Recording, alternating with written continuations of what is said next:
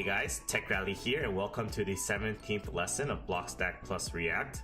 On the previous lesson, we worked on deleting a file using the Blockstack.js techniques that were provided.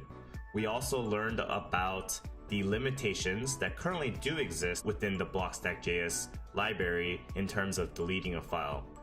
Instead of completely deleting a file, we had to resort to emptying out the contents within that file. For this lesson, we're going to do some plumbing by redirecting unauthenticated users back to their admin page. A user should not be allowed to go to other admin pages. If a user tries to go to an unauthenticated admin route, they will be redirected back to their own admin page. For example, a signed-in user, such as myself, gomas.id, if I try to access admin/techrally.id, there should be some safeguard that does the check to make sure the current user that is signed in is viewing his or her current admin page. If it's not, then it's going to redirect back to the admin/gomas.id page. Let's look at the code, and it's going to be relatively simple, but this is a very necessary step so we don't allow other users to have access to our edit and delete privileges. Currently, I'm in the admin username routes component that is nested under pages admin_username routes.jsx. What we will do here is leverage React's component lifecycle, specifically the component did mount.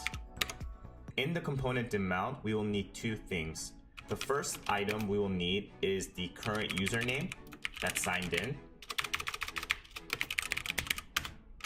And the second thing we'll need is the user name that is being viewed.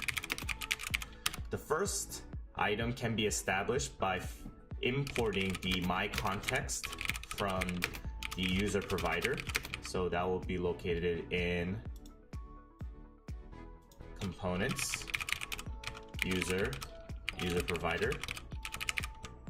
And let's also add that in here, admin username route.context type equals my context. With that connection, we now have access to the this.context. The second item that we need is the username that's being viewed, and that could be achieved through the match prop. So the first one, let's do const username equals this.context.state.current user. Secondly, we're going to destructure out the match prop from this.props.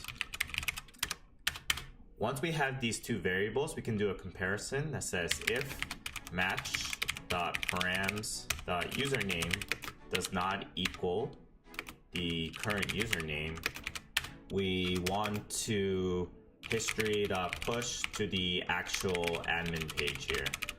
And to do this, we can use the with router higher order component located within the React router DOM. And here we just need to wrap it. Cool.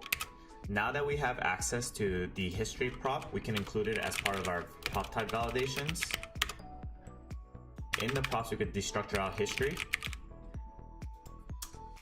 Within this conditional, we can write return history.push. We'll use the ES6 string interpolation here and say admin/username. In this case, the username is the current user that's signed in. Let's look at our browser and make sure everything is running properly.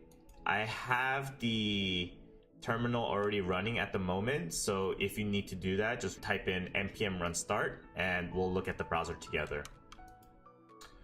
Right now, I'm currently in my admin/user ID. If I try to do something different like techrally2.blockstack, it redirects backwards. Awesome, this is exactly what I want. So I say techrally2, sweet. This is a great stopping point, and I realize this is a very short lesson, but this was very intentional, and a lot of the previous videos were about 15 to 20 minutes long, so I wanted to try to shorten this one down and just really give you a little bit of an easier, that more digestible video to handle. I'll see you in lesson 18, where we're going to focus on searching for other people's public posts.